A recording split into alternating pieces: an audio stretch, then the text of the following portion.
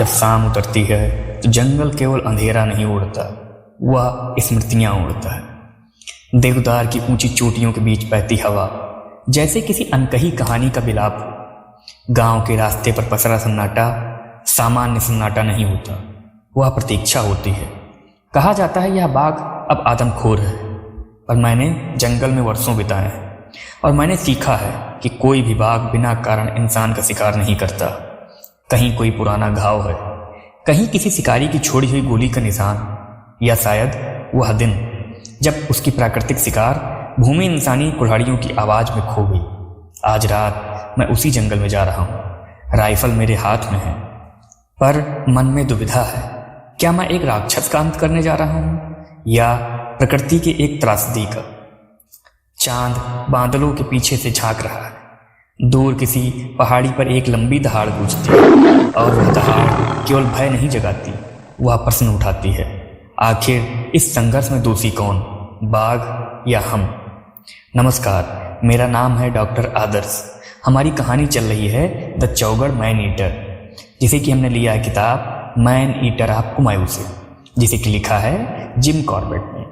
तो इस कहानी का 3 पार्ट आ चुका है। अगर आपने नहीं सुना है तो आप हमारे यूट्यूब चैनल पे जाके सुन सकते हैं। तो अब हम शुरू करते हैं इसका 4था पार्ट।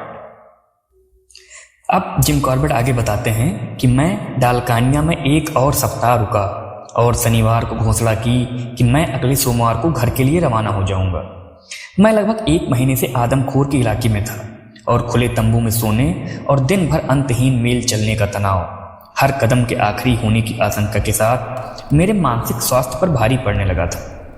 ग्रामीणों ने मेरी घोषणा को हैरानी से सुना और उन्होंने मुझे अपना निर्णय बदलने के लिए मनाने की कोशिश तभी छोड़ी जब मैंने उनसे वादा किया कि मैं पहला मौका मिलते ही वापस लौट आऊँगा। रविवार की सुबह नाश्ते के बाद डालकानिया के मुखिया मुझसे मिलने आए और मुझसे जाने से पहले कुछ शिकार करने का अनुरोध किया। मैंने सहर्ष उनका अनुरोध मान लिया और आधे घंटे बाद 4 ग्रामीणों और अपने एक साथी के साथ .275 राइफल और कारतूसों का एक क्लिप लेकर मैं नंदौर नदी के उस पार स्थित पहाड़ी की ओर चल पड़ा, जिसकी ऊपरी ढलानों पर मैंने अपने शिविर से अक्सर घुरलों को चरते हुए देखा था।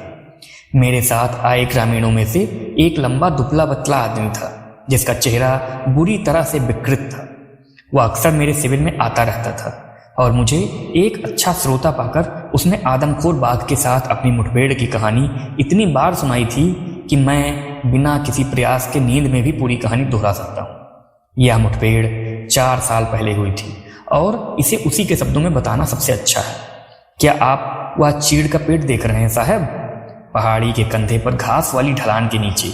जी हाँ, वही चीड़ का पेड़ जिसके पूर्व में एक बड़ा सफेद पत्थर है। दरअसल घास वाली ढलान के ऊपरी किनारे पर ही आदमखोर बाघ ने मुझ पर हमला किया था। घास वाली ढलान किसी घर की दीवार की तरह सीधी है और उस पर केवल पहाड़ी पर रहने वाला ही पैर रख सकता है। उस दिन मेरे बेटे, जो उस समय 8 साल का था, और मैंने उस ढलान पर घास काटी थी और उसे बाहों में भरकर पेड़ों की उस पट्टी तक ले आए थे जहां जमीन समतल है। मैं ढलान के बिल्कुल किनारे पर झुककर घास का एक बड़ा गट्ठा बांध रहा था, तभी बाघ मुझ पर झपटा और अपने दांत गड़ा दिए, एक मेरी दाहिनी आंख के नीचे और मेरी ठोड़ी में, बाकी 2 मेरी गर्दन के पीछे। बाघ के मुंह ने मुझे जोरदार प्रहार किया और मैं पीठ के बल गिर पड़ा, जबकि बाघ मेरे ऊपर सीने से सीना मिलाकर लेट गया। उसका पेट मेरे पैरों के बीच था। पीछे गिरते समय मैंने अपनी बाहें फैला दी और मेरा दाहिना हाथ एक बलूत के छोटे पेड़ से टकरा गया। जैसे ही मेरी उंगलियों ने पेड़ को पकड़ा, मेरे मन में एक विचार आया। मेरे पैर आजाद थे और अगर मैं उन्हें ऊपर खींचकर अपने पैर बाघ के पेट से नीचे और उससे सटा दूं तो शायद मैं बाघ को धक्का देकर भगा सकूं। बाघ ने मेरे चेहरे के दाहिने हिस्से की सभी हड्डियों को कुचल दिया था, जिससे मुझे बहुत दर्द हो रहा था। लेकिन मैं बेहोश नहीं हुआ, क्योंकि आप जानते हैं साहब, उस समय मैं एक जवान आदमी था और सारी पहाड़ियों में ताकत में मेरा कोई मुकाबला नहीं था। बहुत धीरे धीरे, ताकि बाघ क्रोधित ना हो, मैंने अपने पैर उसके दोनों ओर खींचे और धीरे से अपने नंगे पैर उसके पेट पर रख दिए। फिर अपना बायां हाथ उसकी छाती पर रखकर और पूरी ताकत से ऊपर की ओर धक्का और लात मारते हुए मैंने बाघ को जमीन से ऊपर उठा लिया। हम खड़ी पहाड़ी के बिल्कुल किनारे पर थे, इसलिए बाघ धड़ाम से नीचे गिरा और अगर मैंने उसे पकड़ रखा होता तो शायद मुझे भी अपने साथ ले जाता। वह मौका अच्छा नहीं था। मेरा बेटा इतना डरा हुआ था कि भाग नहीं सका और जब बाघ चला गया तो मैंने उसकी धोती उससे लेकर उससे लपेट दी। मैंने उसे अपने सिर के चारों ओर लपेट लिया और उसका हाथ पकड़कर गांव की ओर चल पड़ा। घर पहुंचकर मैंने अपने पत्नी से कहा कि वह मेरे सभी मित्रों को बुला ले, क्योंकि मरने से पहले मैं उनके चेहरे देखना चाहता हूँ। जब मेरे मित्र इकट्ठा हुए और मेरी हालत देखी तो वे मुझे चारपाई पर बिठाकर 50 मील दूर अल्मोड़ा के अस्पताल ले जाना चाहते थे, लेकिन मैंने मना कर दिया क्योंकि मेरा कष्ट बहुत अधिक था और मुझे यकीन था कि मेरा समय आ गया है। इसलिए मैं वहीं मरना चाहता हूँ जहाँ मेरा जन्म हुआ था और जहाँ मैंने अपना पूरा जीवन बिताया था। पानी लाया गया क्योंकि मुझे प्यास लगी थी और मेरा सिर जल रहा था, लेकिन जब उसे मेरे मुंह में डाला गया तो वह मेरी गर्दन के छेदों से बह गया। इसके बाद अनिश्चित काल तक मेरे मन में बहुत भ्रम रहा और मेरे सिर और गर्दन में बहुत दर्द रहा। और जब मैं मृत्यु की प्रतीक्षा कर रहा था और अपने कष्टों के अंत की कामना कर रहा था, तब मेरे घाव अपने आप ठीक हो गए और मैं स्वस्थ हो गया। और अब साहब, अब मैं जैसा आप मुझे देख रहे हैं वैसा ही हूँ, बूढ़ा और दुबला, पतला, सफ़ेद बालों वाला और ऐसा चेहरा जिसे देखकर कोई भी इंसान घृणा से भर उठता है। मेरा शत्रु जीवित है और अपने शिकार बनाता रहता है, लेकिन यह सोचकर धोखा मत खाइए कि यह बाघ है, क्योंकि यह बाघ नहीं बल्कि एक दुष्ट आत्मा है जो जब मानव मांस और रक्त की लालसा करती है तो कुछ समय के लिए बाघ का रूप धारण कर लेती है। लेकिन कहते हैं कि आप साधु हैं साहब, और साधुओं की रक्षा करने वाली आत्माएं इस दुष्ट आत्मा से कहीं अधिक शक्तिशाली होती हैं, जैसा कि इस तथ्य से सिद्ध होता है कि आपने 3 दिन और 3 रातें जंगल में अकेले बिताई और जैसा आपके साथियों ने कहा था, आप जीवित और सुरक्षित बाहर आ गए। उस विशालकाय व्यक्ति को देखकर यह कल्पना करना आसान था कि वह वास्तव में एक दानव रहा होगा और वह शक्ति में भी दानव ही रहा होगा, क्योंकि कोई भी व्यक्ति जब तक कि वह औसत से कहीं अधिक शक्ति से संपन्न ना हो उस बाघिन को उठा नहीं सकता था। हवा में उसके सिर के किनारे से उसकी पकड़ तोड़कर उसे ले जा रहा था। ऐसा करते हुए उसने अपना आधा चेहरा उसके हाथ साथ छीन लिया और उसे नीचे फेंक दिया। खड़ी पहाड़ी पर मेरा दुबला पतला दोस्त हमारा मार्गदर्शक बन गया और अपने ऊपर एक सुंदर ढंग से पालिश की हुई कुल्हाड़ी लिए हुए था, जिसका हैंडल लंबा और नुकीला था। वहां चलते हुए वह हमें घुमावदार खड़ी पगडंडियों से होते हुए नीचे घाटी तक ले गया। नंदौर नदी पार करते हुए हमने कई चौड़े सीढ़ीदार खेतों को पार किया, जो अब आदमखोर बाघ के डर से खेती से बाहर हो चुके थे, और पहाड़ी की तलहटी पर पहुंचकर हमने जंगल से होते हुए ऊपर घास के मैदानों तक एक बहुत ही कठिन चढ़ाई शुरू की। मेरा मित्र भले ही दुबला पतला था, लेकिन उसमें ऊर्जा की कोई कमी नहीं थी और मैं भले ही कितना भी मजबूत था, बार बार रुककर नज़ारे का आनंद लेते हुए मैं उसके साथ चल पा रहा था। पेड़ों के जंगल से निकलकर हम घास से ढकी ढलान पर तिरछे चलते हुए एक चट्टानी कगार की ओर बढ़े, जो 1000 फीट या उससे भी अधिक ऊपर तक फैली हुई थी। इसी कगार पर, जो छोटी छोटी घासों से ढकी हुई थी, मैंने अपने तंबू से एक घूरल को चरते हुए देखा था। हम कुछ 100 गज ही चले थे कि एक छोटा पहाड़ी बकरा एक खाई से अचानक ऊपर की ओर उठा और मेरी गोली लगते ही गिर पड़ा और आंखों से ओझल हो गया। राइफल की आवाज से घबराकर एक और घूरल, जो स्पष्ट रूप से कगार के नीचे सो रहा था, उछलकर खड़ा हो गया और चट्टान पर चढ़ने लगा। जैसे ही वह ऊपर चढ़ रहा था, मैं लेट गया और 200 गज की दूरी पर निशाना साधकर उसके रुकने का इंतजार करने लगा। थोड़ी देर बाद वह रुका और एक उभरी हुई चट्टान पर आकर हमें नीचे देखने लगा। मेरी गोली लगते ही वह लड़खड़ाया, फिर संभला और बहुत धीरे धीरे चढ़ना जारी रखा। दूसरी गोली लगते ही वह गिर पड़ा, एक संकरी चट्टान पर 1-2 सेकंड तक लटका रहा और फिर हवा में गिरते हुए उस घास के ढलान पर जा गिरा जहां से उसने चलना शुरू किया था।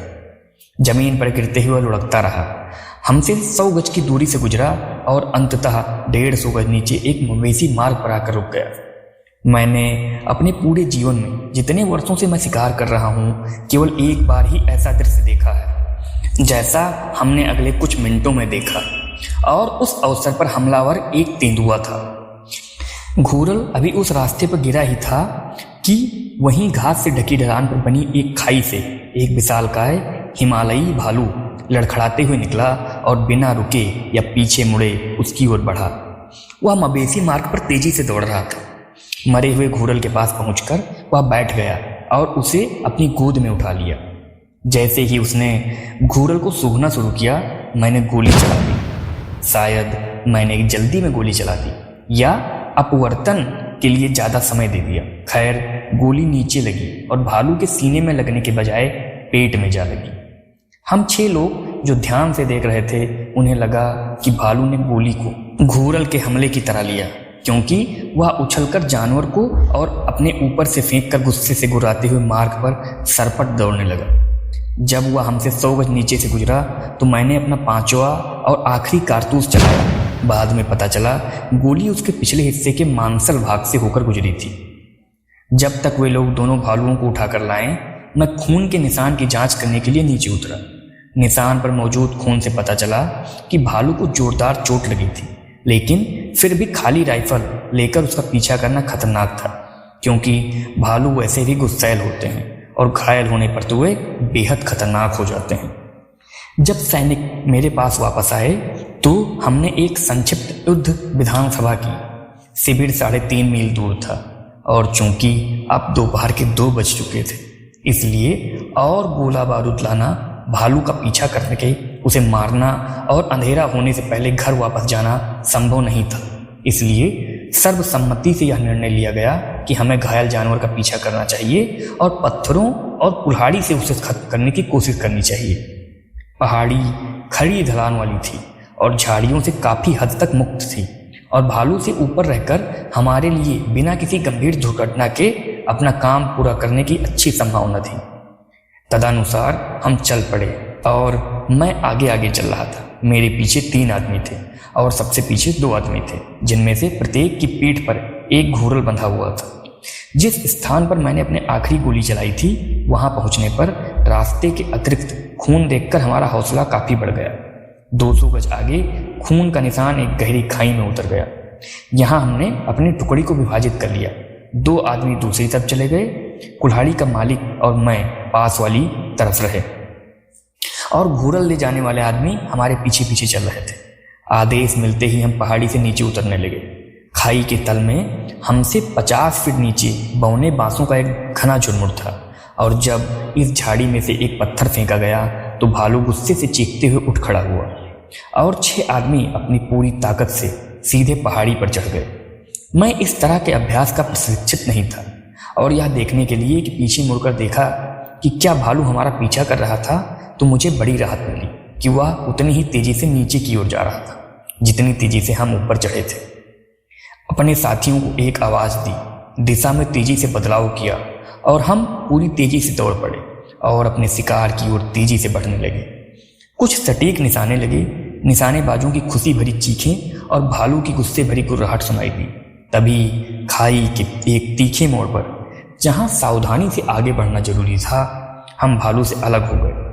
खून के निशानों का पीछा करना आसान होता, लेकिन यहाँ खाई बड़ी बड़ी चट्टानों से भरी थी जिनमें से किसी के भी पीछे भालू छिपा हो सकता था। इसलिए बोझ से दबे हुए लोग आराम करने के लिए बैठ गए और खाई के दोनों किनारों पर एक नजर डाली। मेरा साथी खाई में नीचे देखने के लिए आगे गया, जबकि मैं दाईं ओर एक चट्टानी कगार की ओर गया जो लगभग 200 फीट नीचे तक सीधी ढलान पर थी। एक पेड़ का सहारा लेकर मैं नीचे झुका और देखा कि भालू मुझसे ठीक 40 फीट नीचे एक संकरी चट्टान पर लेटा हुआ। मैं लगभग 30 पाउंड का एक पत्थर उठाया और फिर से किनारे की ओर बढ़ते हुए खुद के गिरने के गंभीर खतरे के बावजूद मैंने पत्थर को दोनों हाथों से अपने सिर के ऊपर उठाया और फेंक दिया। पत्थर भालू के सिर से कुछ इंच दूर चट्टान पर जा लगा और वह झट से खड़ा होकर आंखों से ओझल हो गया। 1 मिनट बाद पहाड़ी की ढलान पर फिर से दिखाई दिया। एक बार फिर शिकार शुरू हुआ। यहाँ जमीन ज्यादा खुली थी और पत्थरों से कम भरी थी और हम चारों जो हल्के फुल्के सामान के साथ दौड़ रहे थे, उसके साथ बने रहने में कोई कठिनाई नहीं हुई। 1 मील या उससे ज्यादा दूर हम पूरी गति से उसका पीछा करते रहे। जब तक कि हम आखिरकार जंगल से बाहर निकलकर सीढ़ीदार खेतों में नहीं पहुंच गए। बारिश के पानी ने कई जगहें काट दी थी। खेतों के बीचों बीच गहरी और सकरी नहरें थी और इन्हीं में से एक नहर में भालू ने शरण ली। विकृत चेहरा वाला आदमी दल का एकमात्र सशस्त्र सदस्य था और उसे सर्वसम्मति से जल्लाद चुना गया। बिना किसी संकोच के वह सावधानी से भालू के पास पहुंचा और अपनी खूबसूरती से तराशी हुई कुल्हाड़ी को हवा में लहराते हुए उसके चौकोर सिरे को भालू की खोपड़ी पर आ गिराया। परिणाम जितना चौंकाने वाला था उतना ही अप्रत्याशित था। कुल्हाड़ी का सिरा भालू की खोपड़ी से ऐसा उछला मानो किसी रबड़ के टुकड़े पर मारा गया हो और जानवर क्रोध से चीखते हुए अपने पिछले पैरों पर खड़ा हो गया। सौभाग्य से उसने इस मौके का फायदा नहीं उठाया, क्योंकि हम सब एक साथ झुंड में थे और भागने की कोशिश में एक दूसरे के रास्ते में आ गए। भालू को यह खुला मैदान पसंद नहीं आया और थोड़ी दूर नाले में जाकर वह फिर से छिप गया।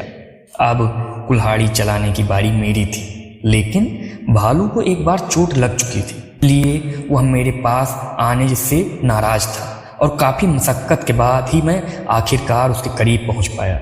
बचपन में मेरा सपना कनाडा में लकड़हारा बनने का था और मुझे कुल्हाड़ी चलाने में इतनी महारत हासिल थी कि मैं माचिस की तीली को भी 2 टुकड़ों में तोड़ सकता था। इसलिए मुझे मालिक की तरह कुल्हाड़ी से फिसलकर पत्थरों पर गिरने और क्षतिग्रस्त होने का कोई डर नहीं था। और जैसे ही मैं उसके करीब पहुंचा, मैंने कुल्हाड़ी का पूरा ब्लेड भालू की खोपड़ी में गाड़ दिया।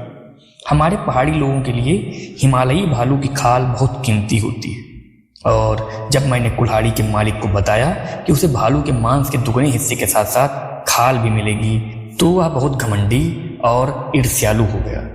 गांव के नए लोग के आने से, जिनकी संख्या तेजी से बढ़ रही थी, उन आदमियों को खाल उतारने और थैले में खाल बांटने के लिए छोड़ा। मैं गांव की ओर चढ़ गया और जैसा कि पहले बताया गया है, घायल लड़की से आखिरी बार मिलने गया। दिन बहुत थका देने वाला था और अगर आदमखोर भालू उस रात मुझसे मिलने आता तो वह मुझे सोते हुए पाता। डालकानिया आते समय मैंने जो रास्ता लिया था उस पर वृक्षविहीन पहाड़ियों पर कई लंबी और कठिन चढ़ाइयाँ थीं और जब मैंने इस सड़क की असुविधाओं के बारे में ग्रामीणों को बताया तो उन्होंने सुझाव दिया कि मुझे हैरा खान होते हुए वापस जाना चाहिए। इस मार्ग से गांव के ऊपर पहाड़ी की चोटी तक केवल एक चढ़ाई करनी होगी, जहां से रानी बाग तक पूरा रास्ता ढलान वाला होगा और वहां से मैं कार द्वारा नैनीताल तक की यात्रा पूरी कर सकता हूँ। तो इस पार्ट में सिर्फ यहाँ तक। इसके आगे हम सुनेंगे कि आगे क्या हुआ, वो नेक्स्ट पार्ट में होगा। Thank you, have a nice day.